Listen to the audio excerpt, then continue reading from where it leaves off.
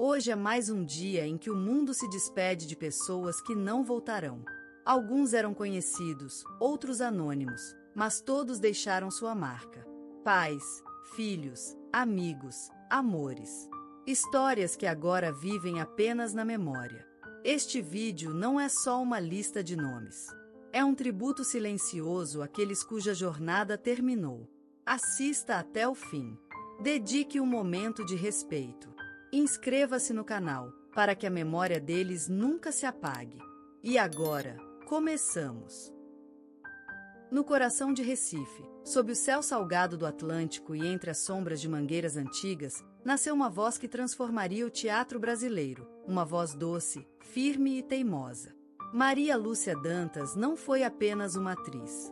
Foi força viva da arte nordestina, memória dos palcos e guardiã das histórias que o tempo tentou calar. Filha de pescadores, a infância de Maria Lúcia foi feita de redes, vento e silêncio.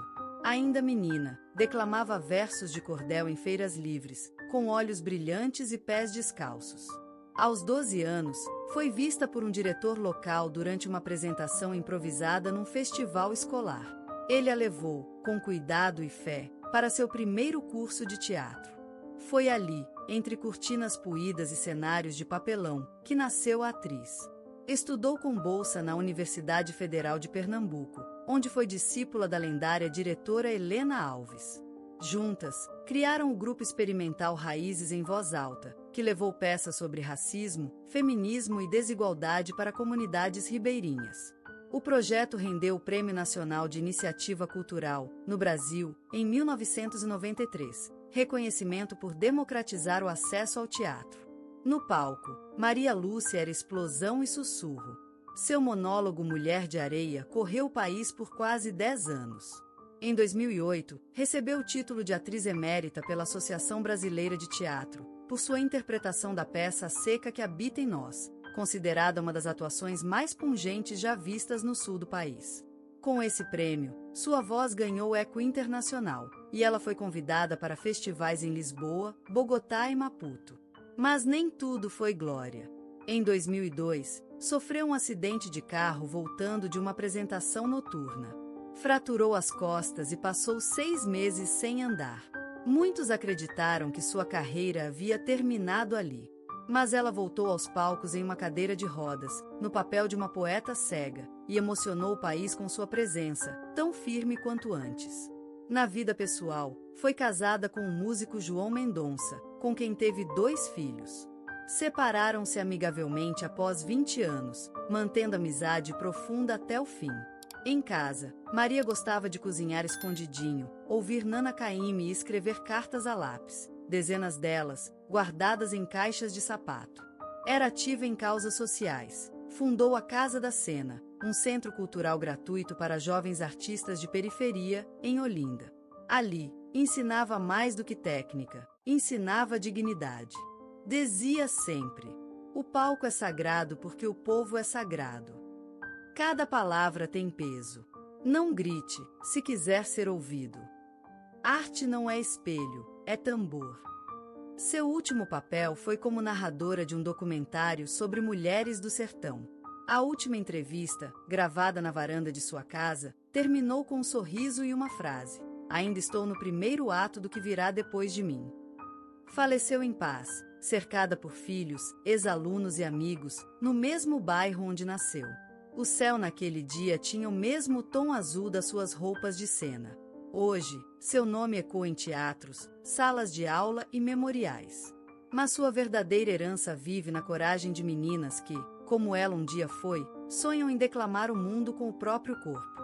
Maria Lúcia Dantas deixou não apenas lembranças, mas uma era inteira encarnada em seus escritos, ideias e alunos. No sertão da Paraíba, onde o sol molda os contornos da terra e o silêncio conversa com os ventos, nasceu um menino franzino chamado Antônio Ricardo Nogueira, que viria transformar a ciência agronômica do Brasil e das Américas. Filho de agricultores analfabetos, Antônio cresceu entre enxadas e livros usados que encontrava no lixo escolar. Aos 11 anos, aprendeu a ler com a vizinha aposentada, Dona Filomena, que lhe emprestou um dicionário velho e uma cadeira na sombra.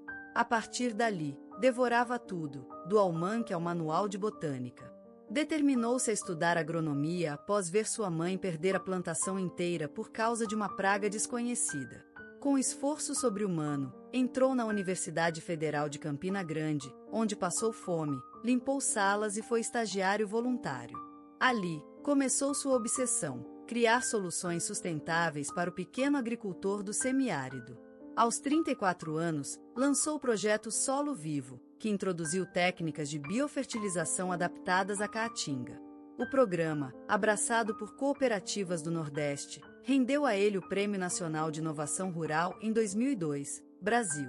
O reconhecimento colocou seu nome entre os mais respeitados da agronomia latino-americana.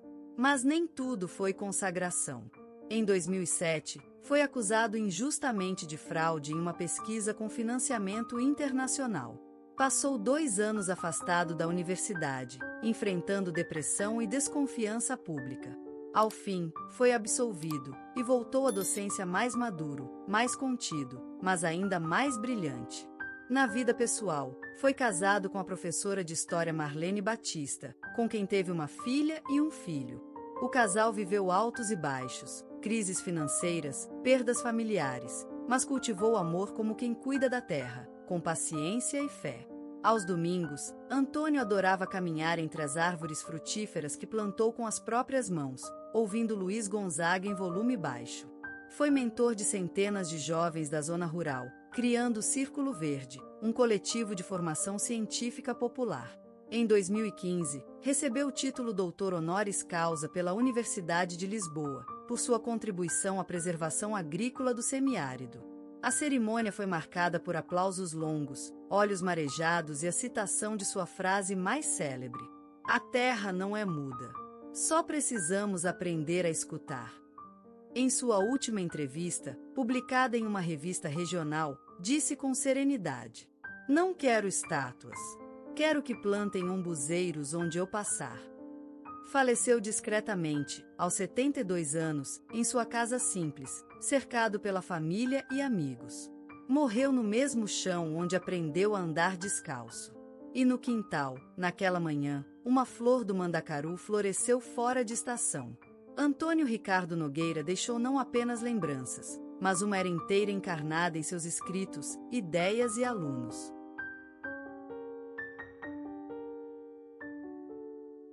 Hoje, quando o mundo pronuncia o nome Alice Braga, há algo mais do que reconhecimento: a reverência. Atriz de presença rara, dona de uma intensidade que ultrapassa a tela, ela se tornou símbolo de autenticidade e força, não por interpretar mulheres complexas, mas por ser uma delas. Alice não apenas representa personagens, ela os habita. Com os olhos, com os silêncios, com a coragem de não agradar.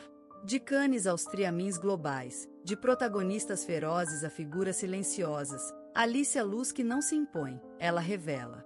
Mas antes da atriz internacional, antes da mulher de fala firme e alma inquieta, houve um quarto em São Paulo, onde Alice Braga Moraes nasceu em 15 de abril de 1983. Um bairro comum. Uma casa que cheirava a café coado e sabonete de alfazema. Na sala, um disco da Gal Costa girava lentamente, e pela janela entrava o cheiro da rua quente, misturado ao som distante das buzinas e da vida. Filha da atriz Ana Braga, sobrinha da consagrada Sônia Braga, Alice nasceu rodeada de histórias. Mas naquele tempo, ainda não sabia o peso nem a bênção disso. Era apenas um bebê de olhos grandes demais para o rosto pequeno, que escutava a voz da mãe como quem escuta a primeira melodia do mundo. Uma voz que lia poemas em voz alta, que cantava enquanto penteava o cabelo dela, que murmurava conselhos mesmo quando ela dormia. As paredes da casa estavam sempre cobertas de livros, cartazes de filmes antigos e um perfume constante de papel amarelado misturado ao incenso de jasmim. Às vezes, quando o sol batia de certo jeito na cortina da janela, desenhava no chão formas mágicas. E era ali, sentada com uma boneca de pano no colo, que Alice criava mundos. Falava sozinha, dava nomes novos às sombras, e achava que os objetos sussurravam segredos para quem soubesse ouvir. A sua primeira memória não era um rosto, mas um som, o riso de sua mãe ao telefone. Aquele riso franco, desarmado, cheio de uma tristeza antiga que se disfarçava em alegria. E talvez tenha sido nesse som que Alice aprendeu o poder da emoção. De que chorar e sorrir, no fundo, são irmãos siameses, e que a arte nasce exatamente aí, na linha tênue entre um e outro. À noite, quando o mundo silenciava, ela tinha medo do escuro. Achava que as sombras nas paredes eram monstros. Mas foi nesses medos que nasceu sua imaginação. Em vez de fugir, ela falava com os monstros. Fazia acordos. Dava a eles voz, nome, história. Transformava o medo em narrativa. E o silêncio da madrugada se enchia de vida, uma vida só dela. A sua boneca favorita chamava-se Estrela. Já sem um olho, com os cabelos de lã embaraçados, era sua confidente.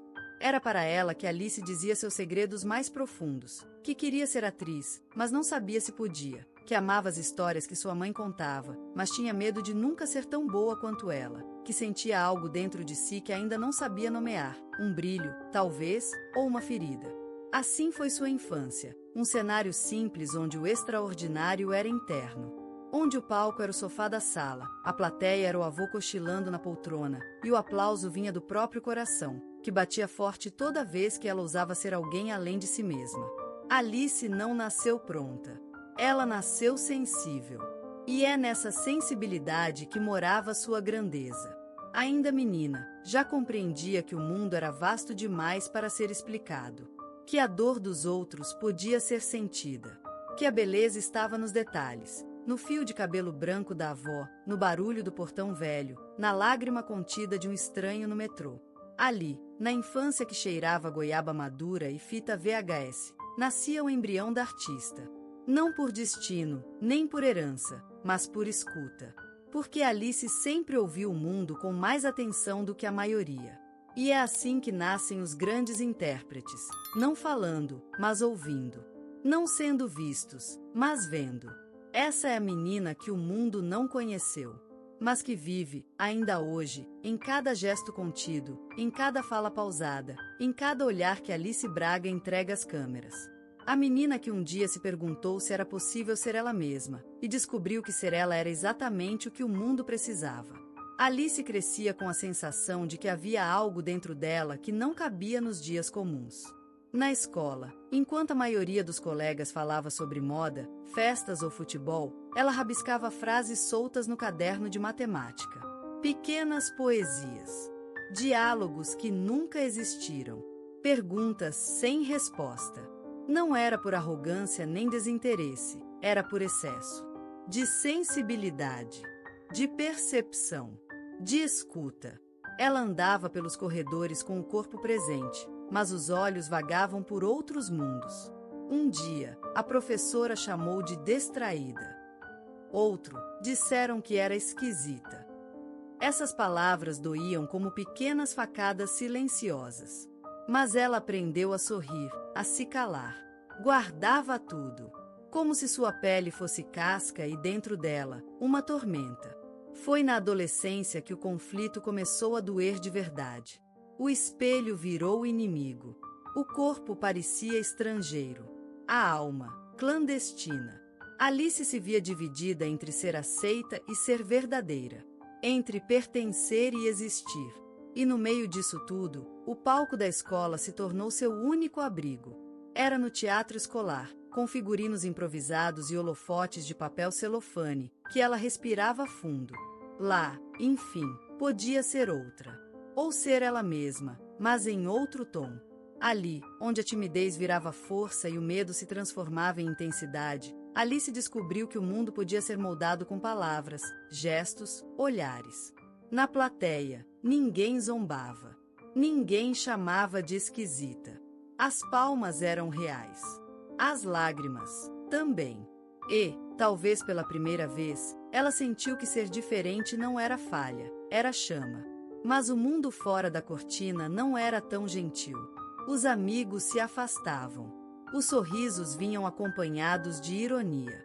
Um dia, uma colega disse: "Você acha que vai ser atriz? Com esse jeito?" Alice riu por fora. Chorou por dentro. Aquilo doeu como se alguém tivesse arrancado suas raízes. Mas não desistiu. Aos 15 anos, começou a fazer testes. Com o coração nas mãos. Enfrentava olhares de desprezo, portas fechadas, recusas educadas e cruéis. Saía dos estúdios com os olhos marejados, sentindo que não era boa o suficiente, bonita o suficiente, nem certo o suficiente. Mas mesmo assim, voltava. À noite, escrevia cartas que nunca enviava. Cartas para Deus, para a mãe, para ela mesma. Pedia forças. Pedia paciência. Pedia só uma chance. Uma chance de mostrar que aquilo não era vaidade, nem capricho, era fome de expressão. Era urgência de ser útil ao mundo, de contar verdades escondidas, de tocar o coração de alguém, mesmo que por segundos. O primeiro grande show aconteceu como um relâmpago, rápido, luminoso, impossível de esquecer. Luan subiu ao palco com as mãos geladas e o coração batendo como se quisesse fugir do peito. O público gritava seu nome. Centenas de vozes fundidas numa só vibração que o envolvia como um abraço ansioso, como se o mundo dissesse: chegou sua hora. Nos bastidores, Luan sentou-se sozinho por alguns minutos.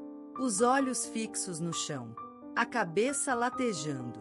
O sucesso não era só brilho, era peso, era cobrança, era dúvida ecoando: será que foi bom o suficiente? Será que vou conseguir manter isso? Será que eu ainda sou eu? Com o tempo, vieram as propostas, os contratos, os holofotes, os voos sem pouso, o nome dele estampado em revistas, playlists, manchetes. E cada conquista trazia consigo uma sombra silenciosa, o medo de perder a si mesmo dentro da própria imagem. Luan era grato, claro, mas havia dias em que acordava sem reconhecer o rosto no espelho. Sorrisos forçados, noites sem sono, decisões que ele não sabia se eram suas ou dos outros. E no meio de tudo isso, perdeu pessoas. Amigos que se afastaram. Amores que não resistiram ao fardo da visibilidade. Teve dias em que se sentiu mais só do que quando não era ninguém. Foi para o interior. Sem telefone, sem equipe, sem compromissos. Apenas ele, um caderno e um violão.